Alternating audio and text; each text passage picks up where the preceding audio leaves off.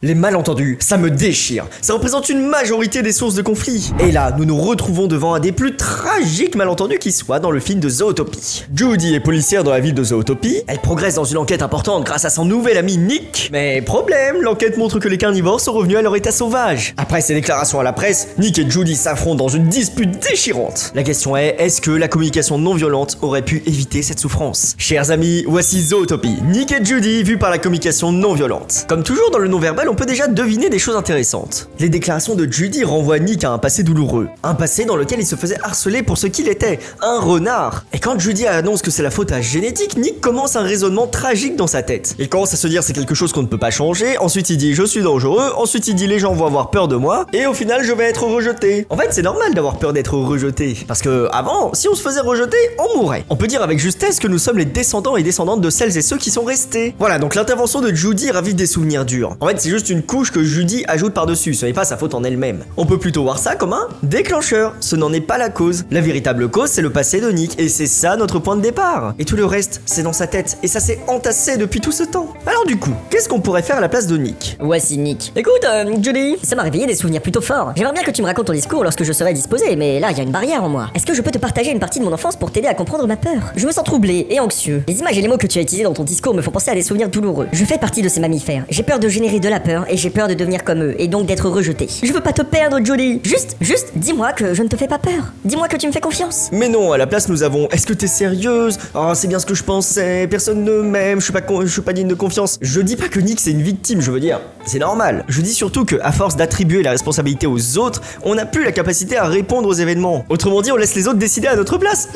Bon, Judy a compris que Nick était pas à fond dans la vibe. Il lui donne quand même une opportunité de s'expliquer. Ces prédateurs semblent être revenus, comme tu l'as si bien dit, à leur état sauvage primitif. Est-ce que t'es sérieuse? Il est en mode, voilà, tu as dit ça, moi ça m'a fait du mal, dis-moi ce que tu voulais dire vraiment par là, s'il te plaît. Ça pour moi, ça ressemble vraiment à la CNV. J'ai juste énoncé les faits de l'enquête. Ça pourrait être des faits, mais c'est aussi une interprétation. Je sais pas ce que vous en pensez, mais pour moi ça sonne un peu comme c'est pas moi qui l'ai dit, c'est la police qui m'a dit de le dire comme ça, nanana. Et donc si on le voit de cette manière, on tombe rapidement dans le piège du il fallait que je le fasse, on rejette la responsabilité une nouvelle fois. Enfin, vous connaissez le mécanisme, on rejette la responsabilité parce qu'on veut pas passer pour le méchant, parce que le méchant mérite d'être puni. Exactement comme dans Les Indestructibles. À ce moment, Judy aurait bien pu dire quelque chose comme je comprends que ce que j'ai dit a pu réveiller des souvenirs profonds. Je ne souhaite pas que tu aies peur que je te rejette. Si tu le souhaites, je peux repartir du début pour clarifier ce que je voulais dire. Mais bon, on sait très bien que ce n'est pas ce qui s'est passé. C'est pas comme si un lapin pouvait devenir sauvage. D'accord, mais un renard, oui, hein?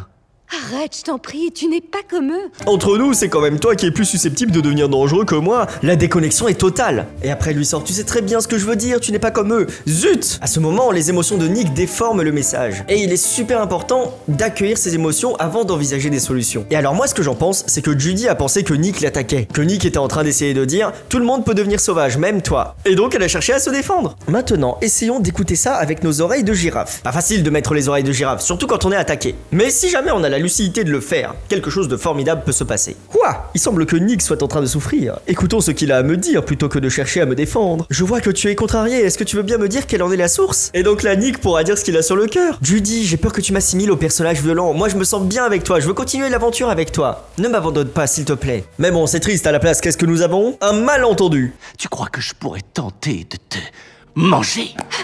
La violence verbale appelle la violence physique. Et quand le danger physique est présent, le corps entre en réaction de lutte ou de fuite. Un ami qui devient physiquement menaçant, c'est normal qu'on ait peur, même si c'est un ami, même si c'est notre famille. Donc Nick a bien une confirmation, Judy a peur de lui, mais pas pour les bonnes raisons. C'est tellement triste. Vas-y, coupe. Donc là, il va falloir résoudre le conflit, parce que quelque chose de fort s'est passé. Alors, qu'est-ce qu'on pourrait dire à la place de Judy? Nick, je suis désolé, je me suis senti menacé. C'est la première fois que tu avais ce comportement avec moi. Je voulais te rappeler que ta posture et tes gestes à ce moment m'ont fait peur, mais je ne t'ai jamais inclus dans la possibilité que tu deviennes sauvage. D'après ce que j'ai appris, un lapin ne peut pas devenir sauvage. Mais je suis prête à le remettre en question si tu me présentes un autre point de vue. Ça revient à dire je suis prête à arrêter de jouer à qui a raison. Et pour Nick, une autre solution serait de prendre un peu de temps. Accepter qu'il est en colère, prendre le temps de réfléchir à ce qui est vivant en lui, dans le but de l'exposer à l'autre avec la plus grande des précisions. Grâce au temps, on peut retrouver un espace vivant en nous, on peut revenir en soi parce qu'on était hors de nous. Et quand on se sent débordé par les émotions, ce n'est jamais de la faute de la personne qui est en face. Il faut le dire ça, il faut dire qu'on apprécie sa présence présence, qu'on l'aime, qu'on veut que ça aille mieux, etc. Qu'elle a pu faire quelque chose qui nous a mis en colère, ok.